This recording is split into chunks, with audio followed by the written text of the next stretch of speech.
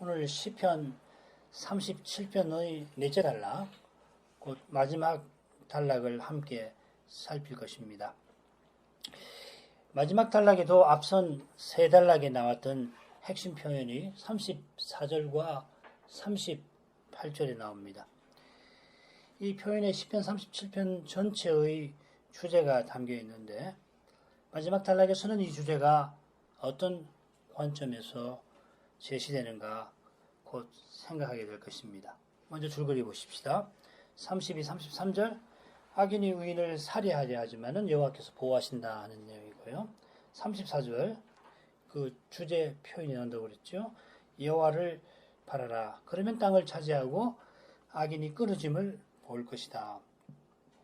35, 36절에는 주어가 나입니다. 시인의 고백이 나오는데 그 고백이 뭐냐면 악인은 번성하지만은 완전히 없어진다 하는 내용입니다. 37, 38절은 완전한 사람을 살펴보라 권하고 화평한 자의 결국은 평안이고 악인의 결국은 끊어진다 이렇게 되어 있습니다. 그리고 39, 40절은 결론인데 의인의 구원은 여호와께 있어서 여호와께서 의인을 악인에게서 건져 구원하신다 했습니다. 첫째 단락 기억하실 겁니다. 악인이 형통하며 악한 꾀를 이루는 현실을 다루었습니다. 마지막 단락도 본토에 선 푸른 나무의 무성함이라고 악인의 형통함을 언급합니다. 푸른 나무가 무성한 것처럼 악인이 형통합니다마는 곧 없어졌고 심지어 그 큰 나무를 찾아봤지만은 아예 보이지가 않습니다. 바로 이 교훈이 첫째 단락에서는 악인이 풀과 같이 속히 말라버릴 것이다 표현되었습니다. 그처럼 이 교훈이 첫째 단락에서는 1, 2절 그리고 9절에 나와 있습니다. 7절에서 9절까지 나와 있습니다만은 이 단락, 넷째 단락에서는 단락의 한가운데 시인의 고백 부분에 나옵니다. 신령한 교훈이 시의 멋진 줄거리를 잇고서 주를 바라는 우리 영혼을 아름답게 울립니다. 방금 말씀드린 교훈이 소위 신정론이라 부르는 매우 무거운 신학 주제입니다. 악이 이 세상에 이렇게 많은데 악인이 저렇게 잘 되는데 하나님은 과연 계시는가 뭐 이런 걸 다루는 주제인데 이렇게 아름다운 시에 담아서 노래하게 하신 하나님은 얼마나 아름다우신 분입니까? 지나치게 심각한 것은 기독교의 참된 모습에서 지나치게 멉니다. 참된 믿음은 죄의 현실에서도 아름다운 찬송을 부르게 하시는 하나님께서 틀림없이 그 현실을 주장하시기에 참된 믿음은 죄의 현실에서도 아름다운 찬송을 부르게 됩니다. 틀림없이 약속하신 구원을 하나님은 이루십니다. 구원의 하나님 안에서 영원한 소망 위에서 우리가 찬송합니다. 우리가 노래합니다. 봄날의 아름다움도 맛봅니다. 둘째 부분은 두 개의 명령과 약속으로 이루어져 있습니다. 두 개의 명령이 앞선 단락들에 나오는 명령과 비슷한데 가령 첫째 단락 한가운데에 7개의 명령이 나왔지요. 거기 보면 가령 여호와를 의지하고 즐거워하라 하는 명령이 있는데 여기 이 여호와를 바라라 하는 명령과 비슷합니다. 여기 또 그의 도를 지키라 하는 명령이 나오는데 첫째 단락에 선을 행하라 하는 명령과 비슷하고 내 길을 여호와께 맡기라 하는 명령과 그의 길을 지키라는 명령은 사실상 같습니다. 선을 행하라는 명령은 셋째 단락에도 나오는데 이 셋째 단락은 걸음 그리고 길 관한 주제를 다뤘죠. 이런 특징에 비춰보면 그 도를 지키라는 명령은 셋째 단락과 좀 더 긴밀히 붙어 있습니다. 둘째 단락과 짝을 이루는 넷째 단락에도 두 명령이 나옵니다. 이 단락에서 명령은 이 두 부분에만 둘째 부분과 넷째 부분에 나오는데 넷째 부분에도 두 명령이 나옵니다. 완전한 사람을 살피고 정직한 자를 볼지어다 했습니다. 그런데 이 완전한 사람 정직한 자는 둘째 단락에 나옵니다. 14, 18절. 물론 살핀다는 표현도 10절에 나오고요. 화평이라고 하는 표현도 11절에 나옵니다. 이 둘째 단락이죠. 둘째 단락은 악인이 의인을 죽이려 하지만은 도리어 자기가 죽임당하는 일을 다루는데, 이 주제가 지금 살피는 넷째 단락 앞뒤로 나옵니다. 악인이 의인을 살해하려 합니다마는 여호와는 그의 손에 의인을 버려두지 아니하시고 재판 때에도 정죄치 아니하십니다. 버린다는 말, 또 이 재판이라는 말하고 공이라는 말이 같은 말인데 이 표현이 셋째 단락에 나온 것을 기억하실 것입니다. 그처럼 다섯째 부분 39절 40절도 가령 첫째 단락의 주제인 그를 의지함을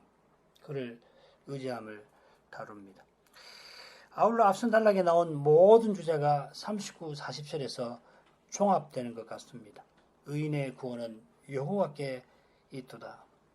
요컨대 넷째 단락은 위대한 교양극의 제4악장과 비슷합니다. 마지막 악장에서 앞선 악장들에 전개된 아름다운 주제들이 이 마지막 악장에 한데 어우러져서 음악은 완성됩니다. 이 시를 우리가 외워서 홀로 읊조린다든지 함께 노래한다면 그 유익이 실로 클 것입니다. 그리스도가 하는 우리를 통해서 아버지께 찬송하는 일이 있을 것입니다. 이보다 그리스도와 연합된 실질을 잘 드러내는 일이 또 있을지 모르겠습니다. 자, 첫째 부분 32, 33절. 악인이 의인을 엿보아 살해할 기회를 찾으나 여호와는 저를 그 손에 버려두지 아니하시고 재판 때에도 정죄치 아니하시리로다. 33절에 재판 때라고 하는 표현이 나오는데 이 표현이 32절을 이해하는 배경입니다. 한글 개역 성경에는 여호와의 재판처럼 읽히지요. 그보다는 악인들이 주도하는 재판으로 보는 게 낫습니다. 악인이 재판을 통해서 의인을 죽이려 하는 장면입니다. 이것이 악인의 악한 꾀이고 교묘한 폭력입니다. 시정 자편은 흉내내지 못하는 일이지요. 32절에 나오는 부동사는 악인이 의인을 죽이려는 일이 시인의 눈앞에서 지금 일어나고 있는 현실임을 암시합니다. 이 영어로 소위 분사형이라고 하는 겁니다.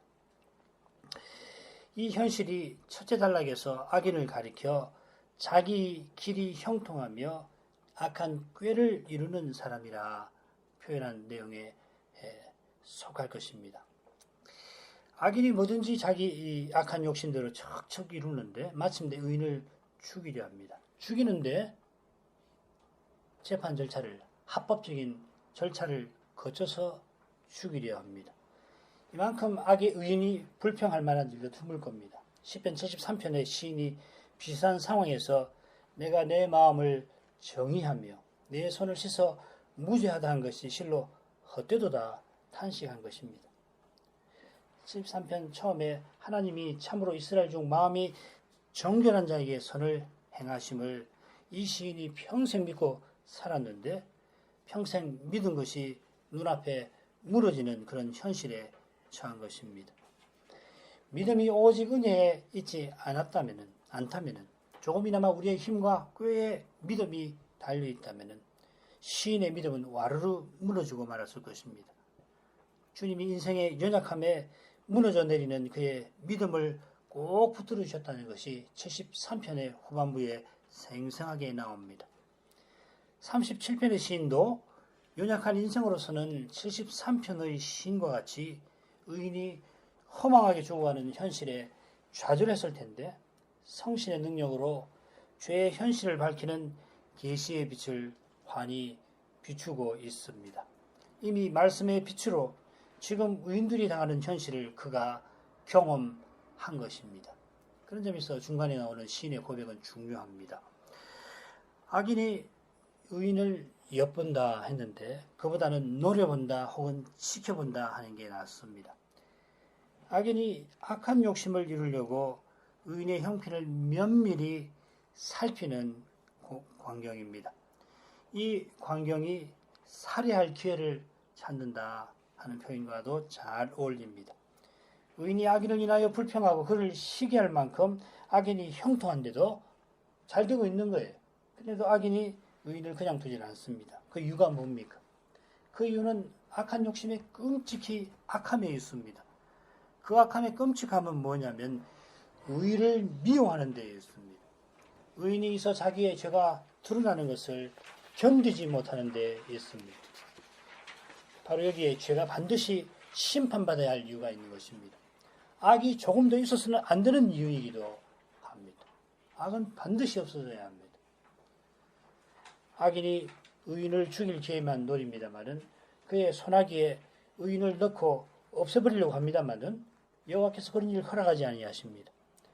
악인이 의인을 자기 손아귀에 넣었다고 할지라도 그의 손아귀도 주님의 손안에 있습니다.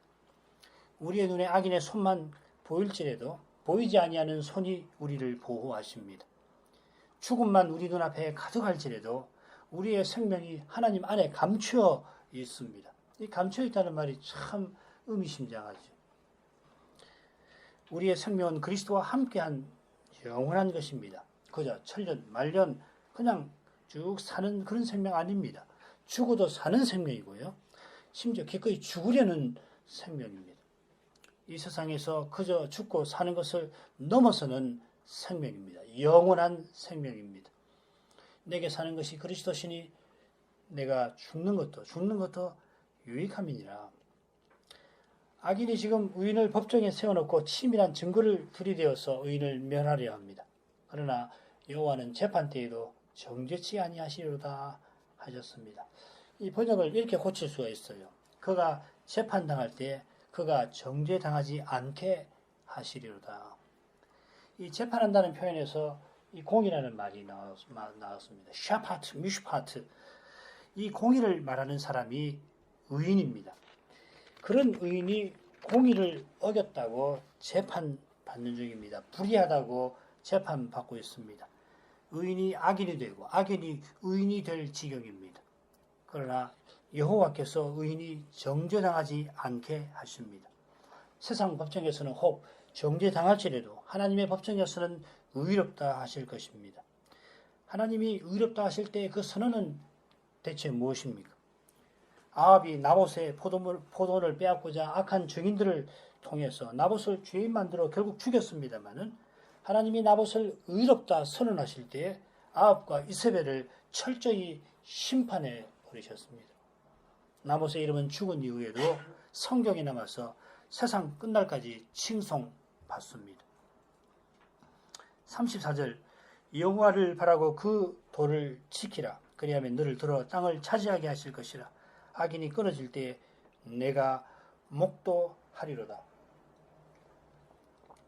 이 둘째 부분이 넷째 부분과 서로 연결되는데 이 시편 37편의 전체 주제를 드러내는 표현, 의인은 땅을 차지하고 악인은 끊어진다. 그 표현을 담고 있는 점에서도 잘 드러납니다. 그처럼 이 넷째 단락에서 이 두 부분, 둘째 부분과 넷째 부분 34절과 37, 38절만 명령이 두 개씩 나옵니다. 여기 여호와를 바라라, 그 도를 지키라 두 개의 명령이 나오고 37절에도 살펴라, 보아라 하고서 명령이 나옵니다. 여호와를 바라고 그 도를 지키라는 명령은 바로 앞부분에 비추어 보아야 할 겁니다. 의인이 지금 악인의 깨와 힘에 눌려서 재판받는데 여호와께서 의인을 보호하시고 건져주실 것이다. 시인이 전했으니까 시인이 전한 그 말씀대로 의인은 여호와를 바라고 그분의 도를 지켜야 합니다. 하나님이 보호하신다고 약속하셨으니 그의 약속을 믿고 약속하신 하나님을 기다려야 합니다. 여호와를 바라는 것이 과연 참된 믿음입니다. 참된 믿음은 그저 여호와께서 약속하신 복을 바라는 게 아니라 여호와 구분을 바라는 것입니다. 여호와께서 복 자체이십니다. 우리의 전부이십니다. 그분이 말씀하셨으니 그저 받듭니다. 바로 이것이 그분의 도를 지키는 태도일 것입니다. 그분의 도를 떠나지 않고 그 길에 행하는 것이 믿음입니다. 첫째 단락에 두 길이 나오죠. 여호와께서 기뻐하시는 의인의 길이 있는가 하면 악인이 스스로 걷는 자기 길이 있습니다. 자기가 정하고 자기가 걷는 악인의 길과 달리 의인의 길은 여호와께로부터는 걸음을 걷는 것입니다. 의인은 여호와께서 말씀의 등으로 비춰주시면은 비추신 그곳에다가 발을 내디디고 그렇게 한 걸음 한 걸음 내디디고 나가면은 마침내 말씀의 빛에 의인이 걸을 길이 환히 드러납니다. 우리가 가야 할 길은 매주 주님의 말씀을 겸손히 듣는 데서, 매일 성경을 겸손히 읽는 데서, 듣는 데서 열립니다. 주님이 친히 그 길을 여십니다. 우리는 그저 한 걸음이면 족합니다. 한 걸음 걸어갈 때에 주님의 손을 붙들고 가야 합니다. 주님의 손에 붙들려야 할 것입니다. 겸손한 사람만 주의 도를 지킵니다. 높은 마음은 자기 길을 가지 않을 수가 없습니다. 소경임을 철저히 깨닫는 사람만 주님의 인도를 받습니다. 누가 스스로 자기를 소경이라고 고백합니까? 어떤 어두움을 본 사람일까요? 어두움을 참으로 보는 길이 어디에 있습니까? 겸손한 사람은 하나님이 그를 두십니다. 든다는 말은 높인다는 말입니다. 저 아래 죄의 현실에 떨어져서 그저 하나님만 바라보는 사람을 지극히 높이 계시는 하나님이 가까이에 이끌어 주시는 까닭입니다. 교만이 자기 길을 걷지 아니하고 하나님의 길을 지키는 사람은 높으신 하나님에게로 나아갑니다. 우리가 비록 현실의 무게에 짓눌려서 주의 이름을 부릅니다마는 우리의 기도를 하나님이 들으시는 까닭에 이미 우리가 사실상 높아집니다. 게다가 하나님이 우리의 기도를 다 응답하시는 날에 우리가 하나님의 자녀들로서 해와 같이 빛날 것입니다. 무엇보다 그리스도처럼 섬기는 삶을 통해서 점점 그리스도처럼 높아질 것입니다. 이 진리를 깨닫는 사람이 믿음의 비밀을 마음에 간직할 것입니다. 무슨 말인지 아실 것입니다. 하나님이 의인을 높이 드셔서 약속하신 복을 허락하십니다. 그 복은 땅을 차지하는 것입니다. 이미 여러 번 살핀 대로 그리스도와 함께 하나님 나라를 상속하는 것입니다. 여호와를 바라라 그리하면 땅을 상속할 것이라. 이 주제가 첫째 단락 마지막에 나오는 거 아실 겁니다. 여호와를 기대하는 자, 바라는 자 똑같은 동사입니다. 땅을 차지하리로다. 앞서 말씀드린 대로 이 단락은 첫째 단락과 비슷한 주제를 다룹니다마는 악인이 끊어지는 것을 의인이 목도하는 그 점을 강조합니다. 악인이 망하는 그것을 틀림없이 의인이 본다 하는 것입니다. 바꿔 말씀드리면은 의인이 지금은 도무지 바랄 수 없는 일입니다. 의인의 지금 눈에는 악인이 형통합니다. 공정한 재판을 통해서 자기를 죄인 만들고 있습니다. 악인이 악한 꾀를 이렇게 이루려 합니다. 악인의 멸망은커녕 의인의 멸망이 당연해 보입니다. 그러나 의인이 망하지 않고 죽음의 어둠 속에 있지 않고 살아서 볼 것입니다. 자, 다음 부분에 이 주제가 이어지니까 나아가겠습니다. 내가 악인의 큰 세력을 본즉 그 본때에선 푸른 나무의 무성함 같으나 사람이 지날 때 저가 없어졌으니 내가 찾아도 발견치 못하였도다. 이 부분이 넷째 단락의 주제가 되겠습니다. 34절 마지막에 같은 주제가 나왔습니다만은 중요한 차이점이 하나 있는데 그 차이점은 이 35, 36절의 주어에 있습니다.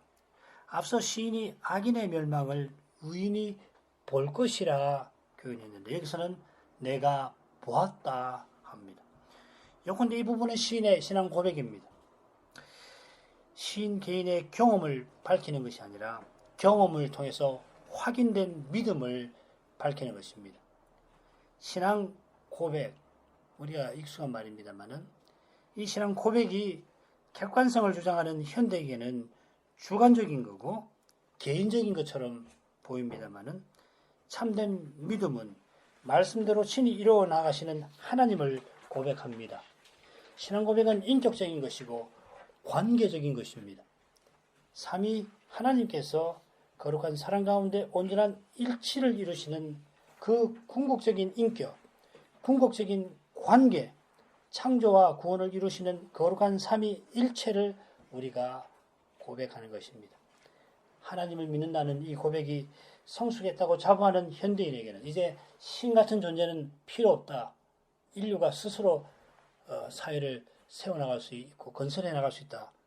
자부하는 현대인에게는 하나님 믿는다는 것이 부끄러운 것일지라도 십자가에 달리신 그리스도는 우리의 자랑이십니다. 내가 복음을 부끄러워 아니하노니 한 그 말씀이죠. 내가 복음을 부끄러워하지 아니하노니 이는 모든 믿는 자에게 구원을 주시는 하나님의 능력이 됨이라 했는데 부끄러워하지 아니한다는 말은 강한 표현입니다. 내가 자랑스러워한다는 표현입니다.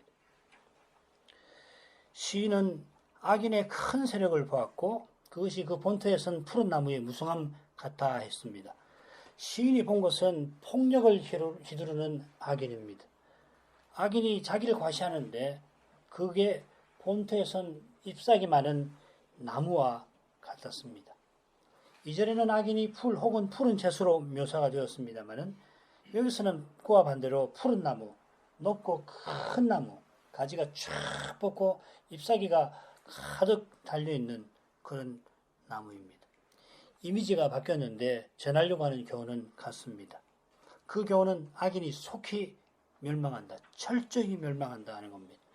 다만 이전의 이미지는 근동에서 여름철에 흔히 보는 모습인데 반해서 여기 사용된 이미지는 좀처럼 보기 힘든 광경입니다. 아주 가끔 여름철에 어마어마한 번개에 큰 나무가 쓰러지는 일이 있긴 해도 큰 나무가 갑자기 없어질 뿐만 아니라 찾아도 발견하지 못하는 그런 일, 그건 아주 없는 일입니다.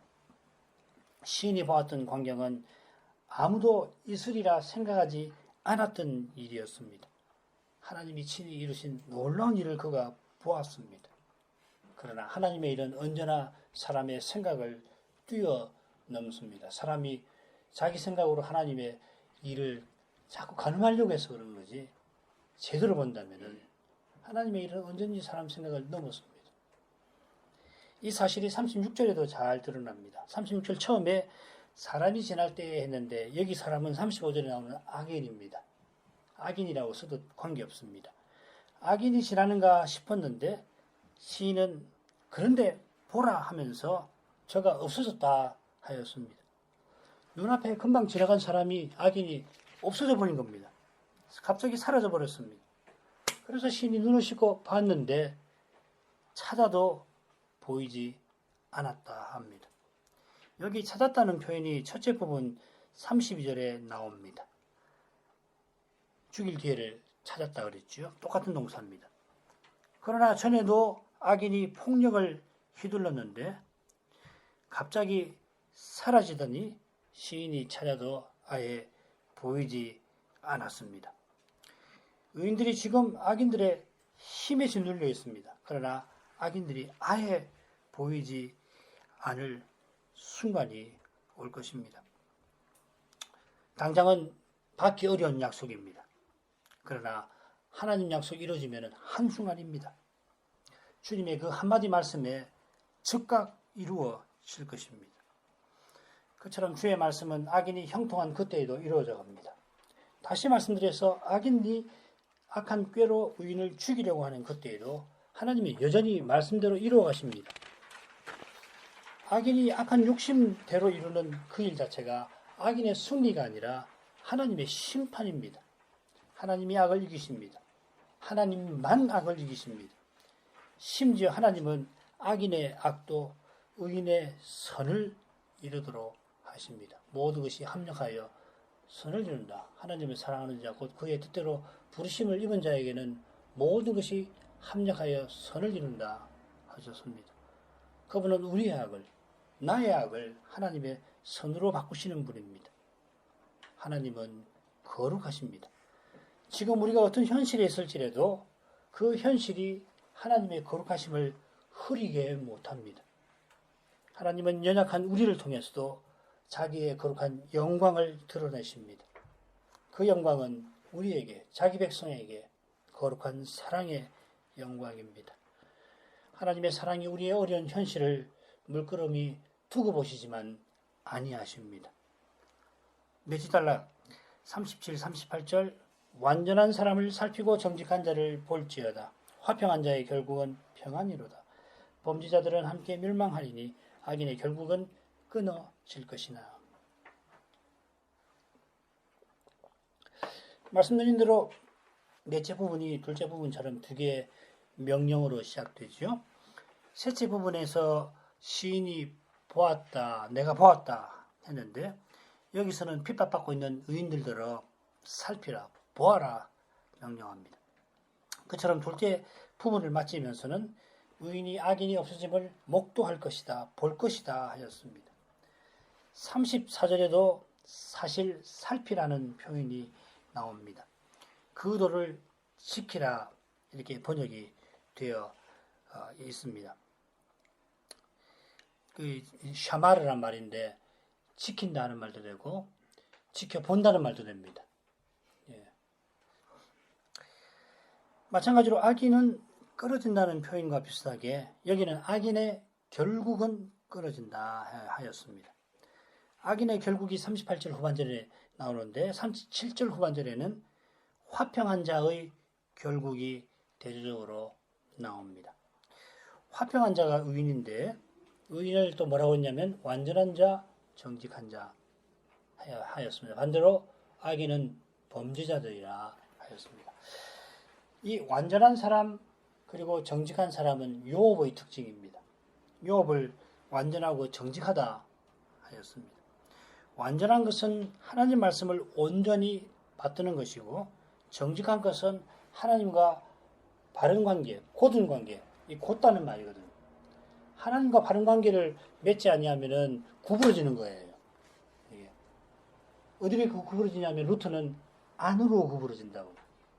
사람이 하나님을 향해서 이 관계를 맺어야 되거든요. 하나님과 올바른 관계를 맺어야 되는데 이게 안 되면은 구부러지는데 땅으로 하늘로 아니고 자기 속으로 구부러지는 거예요.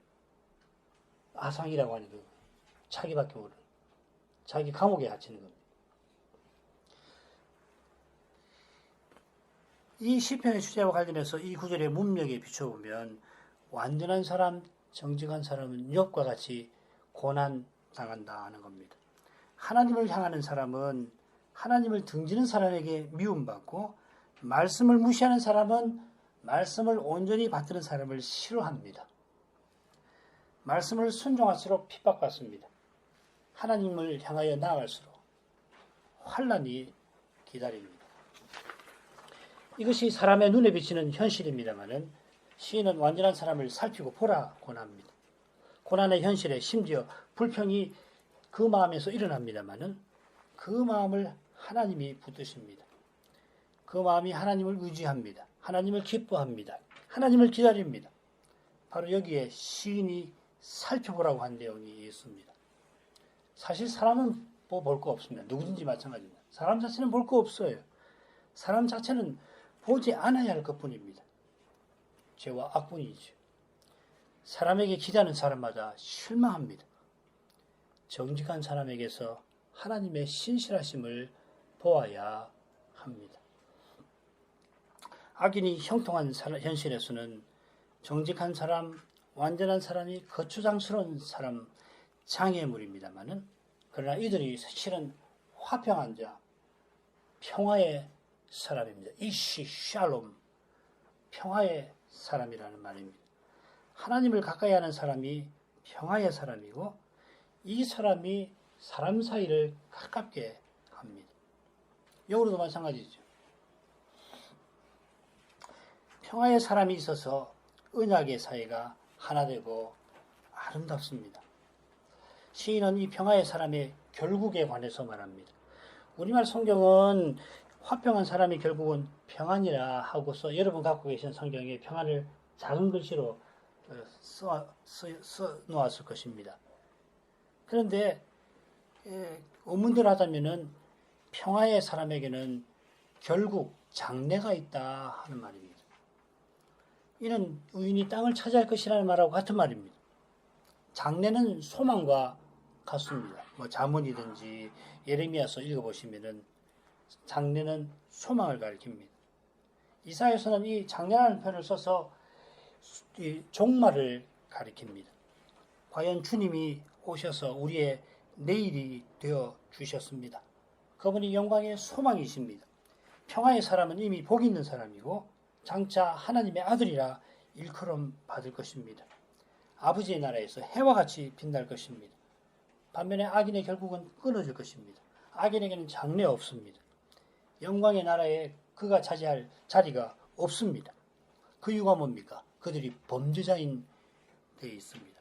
여기 범죄자라는 말은 반역자라는 말입니다. 스스로 복된 장래를 거부하는 사람입니다. 사람의 힘과 꾀로 사람의 세상을 만들어서 사람의 이름을 자랑하려고 합니다.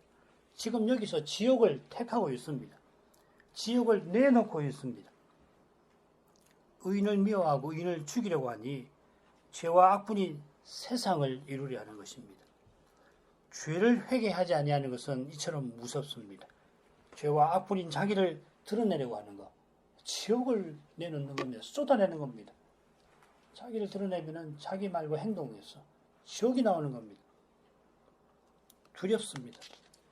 회개치 아니하는 범죄자는 완전히 멸망할 것입니다. 죄를 지으면서 영원히 형통할 수는 없습니다. 마지막 부분, 의인의 구원은 여호와께 있으니 그는 환난 때에 저희 산성이시로다. 여호와께서 저희를 도와 건지시되 악인에게서 건져 구원하심은 그를 의지한 연고로다. 39절이 그러나 하고 시작됩니다. 악인의 결국은 끊어집니다만 그러나 의인의 구원은 여호와께 있습니다. 전적으로 여호와께 있습니다. 그러니까 의인은 틀림없이 구원받습니다. 우리의 구원이 조금이라도 우리에게 달려있다면 그 우리 때문에 구원은 흔들립니다. 그처럼 구원이 전적으로 여호와께 있기에 죄인들 가운데 의인이 있습니다. 죄인 스스로는 의인 못 됩니다. 그러나 죄인인 우리가 하나님의 말씀을 순종하는 것은 말씀하신 하나님이 말씀하신 대로 이루시는 사실 때문입니다. 하나님이 죄인을 의롭다고 선언하시고 의인의 길을 걷게 하십니다. 이런 사실이 의인의 구원이 여호와께 있다 하는 고백에 있습니다. 그처럼 조금이라도 사람을 자랑하지 말아야 합니다. 사람을 자랑하는 것은 결국 자기를 높이는 것입니다. 자기를 높이려는 마음이 있어 사람을 자랑하는 것입니다. 그러나 사람을 자랑하는 것은 구원을 허무는 일입니다. 오직 주님을 자랑해야 합니다. 주님만 높여야 합니다. 언약 백성치고 주님만 높여야 한다 하는 이 교훈 모르는 사람 아무도 없습니다만은 아무도 스스로는 이 교훈을 붙잡지를 못합니다. 날마다 자기 죄를 깨닫지 아니하면은 매 순간 그리스도의 공유를 의지하지 아니하면 결국 자기를 높입니다. 의인의 구원이 여호와께 있으니 여호와께서 환난 때에 저희 산성이 되어 주십니다. 산성, 이 표현에서 지금 의인이 당하는 환난이 얼마나 힘든 현실인지 짐작됩니다. 환난은 원수들이 의인을 에워싸고 공격하는 현실입니다. 그런데 여호와께서 의인을 산성처럼 둘러싸서 보호해 주십니다. 산성이 원수의 눈에는 보이지 않습니다. 의인도 믿음으로만 봅니다. 그렇기에 믿음이 약할 때는 의인도 환난에 두려워합니다. 염려에 압도됩니다. 그런데도 의인이 부르짖는 것은 하나님이 산성처럼 염려해서 지켜주시는 까닭입니다. 믿음은 지켜주시지만은 믿음 외에 다른 것은 무너지게 하시니까 염려하고 두려워하는 것입니다. 마침내는 믿음이 염려와 두려움을 뚫고 나옵니다. 40절은 39절과 비슷합니다만은 동사가 과거형으로 되어 있습니다. 여호와께서 이미 행하신 일을 시인이 언급하는 것 같습니다. 시인이 이런 표현을 사용해서 뭘 표시하려고 하는 건가? 아마도 하나님이 의인을 도와서 악인에게서 구원하실 일이 이미 이루어진 것이나 다름없다는 확신을 표시하려는 것 같습니다. 셋째 부분에서 우리가 시인의 고백을 살폈습니다. 여호와를 믿는 시인은 말씀대로 여호와께서 이루실 줄을 믿습니다. 과연 우리는 보이는 것으로 행치 아니하고 믿음으로 행합니다. 참된 믿음은 보이는 현실이 말씀과 어긋나 보여도 그 말씀을 붙듭니다. 하나님의 말씀인 성경을 보면은 과연 하나님이 구원하신 역사가 강물과 가도 같이 면면히 이어집니다. 주님이 십자가를 지시는 과정만큼 말씀과 어긋나 보이는 현실이 없습니다마는 바로 그 현실을 통해서 옛적에 하신 말씀이 온전히 이루어졌습니다. 겸손히 하나님을 의지하는 사람, 곧 하나님께 피신하는 사람은 하나님이 결코 외면치 아니하십니다. 그분이 자기를 피난처로 알리셨습니다. 내게 피하여라, 내게 피신하라 하신 그분이 피하러 가는 우리를 멀리하실 리가 없습니다. 그런 까닭에 여호와께 피하는 자는 복이 있는 자라 하였습니다. 여호와의 날개 그늘 아래에서 우리가 그의 인자하심을 맛봅니다. 독생자를 아낌없이 내어주신 그 사랑을 맛봅니다. 기도하겠습니다. 거룩하신 아버지, 악인이 강한 힘과 교묘한 꾀로 의인을 죽이려 하는 현실에서 거룩한 시인은 여호와의 구원을 확신하며 전하였습니다.